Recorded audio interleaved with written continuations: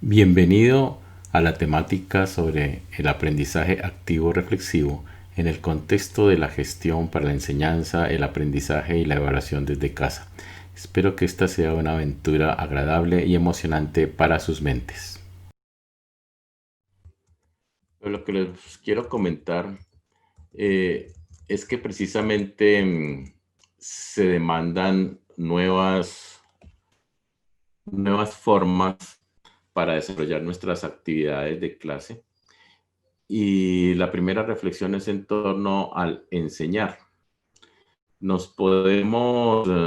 Utilizo esta metáfora del universo para ver todas las posibilidades y digamos que entre estos campos de acción podernos fijar la mirada en un punto, detallar ese punto y lo que acontece, bien fuera el universo o bien fuese, por ejemplo, lo que decimos en medio del bosque, poder detallar las particularidades del árbol. Fijarse en el detalle es ese insignare. Y ese insignare, desde su etimología, pues viene de hacer señas, con señas.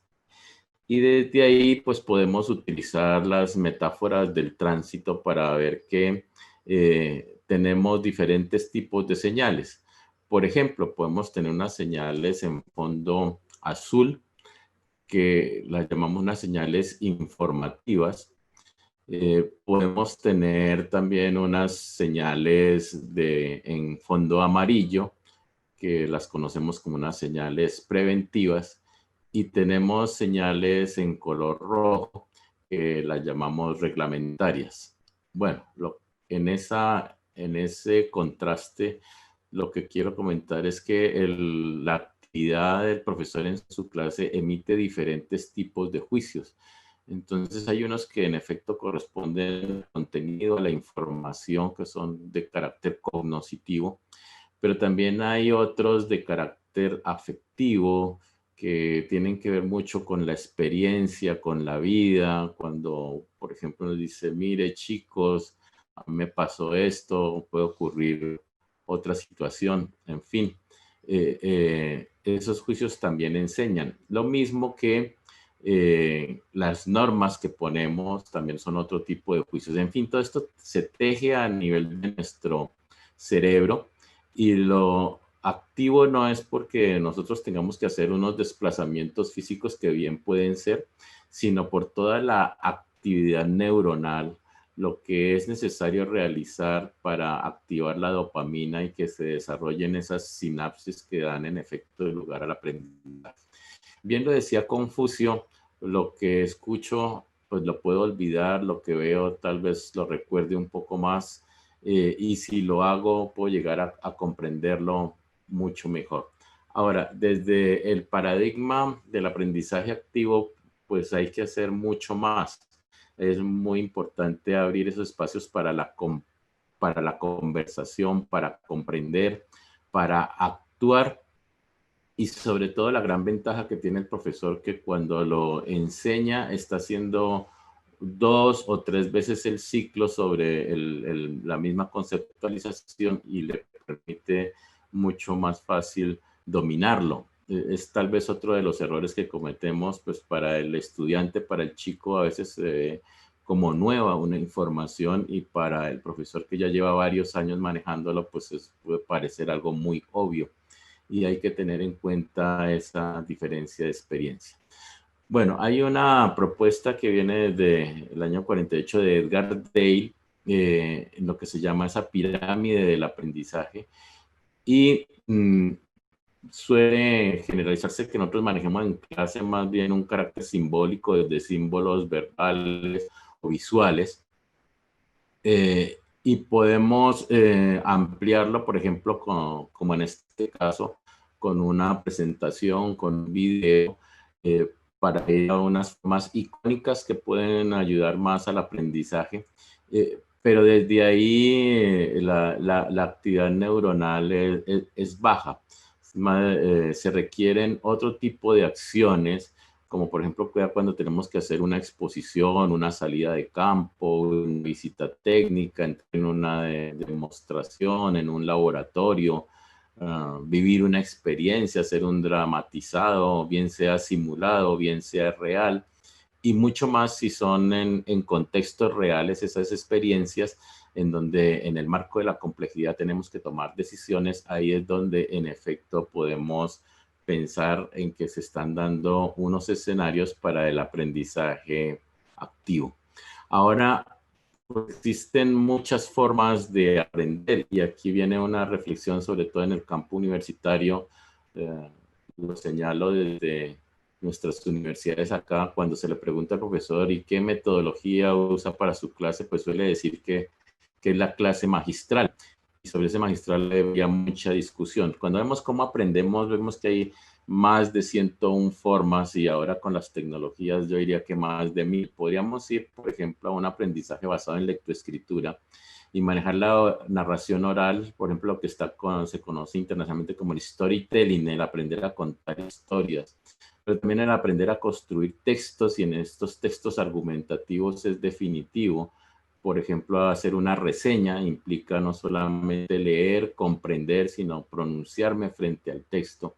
Y también le podemos pedir a nuestros estudiantes ahora con con un móvil, con un celular, pues se puede construir los videos y a partir de eso hacer unas referencias bien interesantes y tener una mayor participación activa.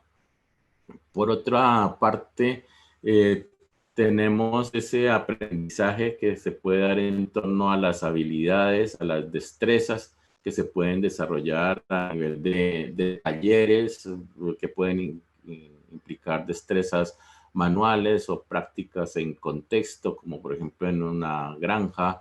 Eh, También podemos acudir a las representaciones, a las obras de teatro, sociodramas.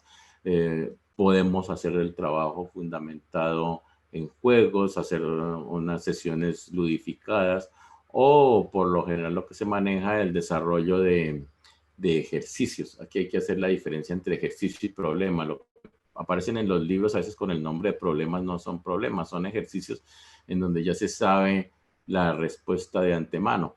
El problema lo tenemos es cuando en efecto tiene solución y hay más de una y tenemos que tomar la decisión de cuál es la más viable dependiendo de las características del contexto, de las circunstancias. Eh, por otra parte, tenemos ese aprendizaje que se fundamenta en la indagación. Por ejemplo, los estudios de casos son fundamentales, los tenemos en el ámbito del derecho, de las ciencias de la salud.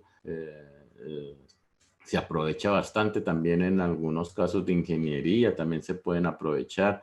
Lo mismo esa indagación que sustenta el aprendizaje basado en proyectos, ya sean proyectos de investigación o proyectos de desarrollo. Lo mismo tenemos el aprendizaje basado en problemas, lo que se conoce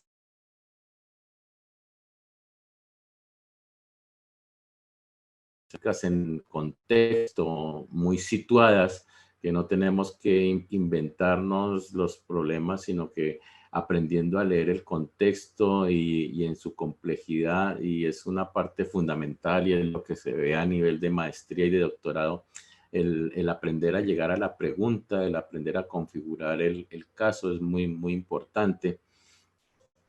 Y también el aprendizaje soportado por el diseño, que bien puede estar en el ámbito de los programas que manejan el diseño o del ámbito de la ingeniería, que tienen que ver mucho con las relaciones entre ciencia y tecnología.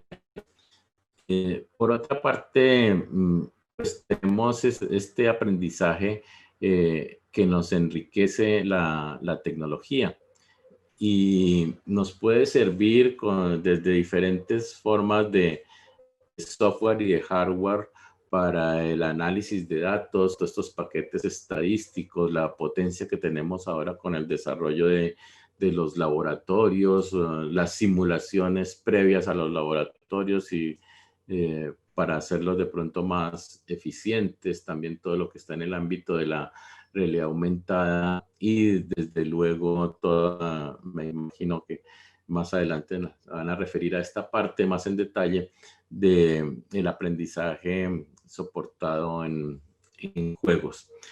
Bueno, con esto les quiero mostrar de que hay muchas alternativas frente a esa exposición cotidiana.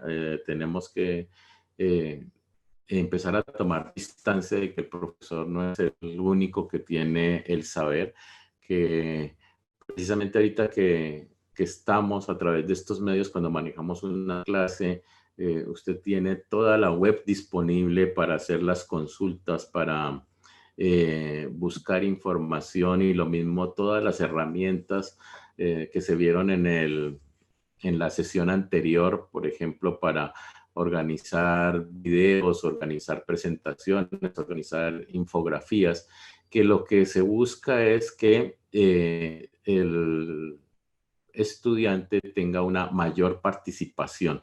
Ese es en definitiva lo que se quiere con el aprendizaje activo. Podemos utilizar tanto el aprendizaje individual como el aprendizaje colectivo.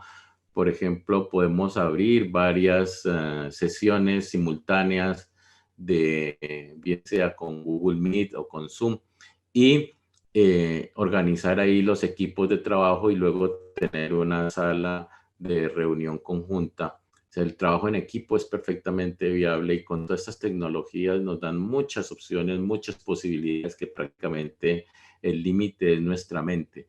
Les comentaba a los colegas acá, por ejemplo, que antes uno cuando estaba en el salón de clase, pues tenía que mirar que tuviera todo su proyector, su conexión a la web, en fin, toda esta información que ahora la tenemos ahí en nuestro escritorio con todos nuestros archivos. Todo esto entonces es lo que nos lleva a esa actividad neuronal que sea mucho más emocionante, divertida y que en efecto cumpla con sus propósitos. Muchas gracias.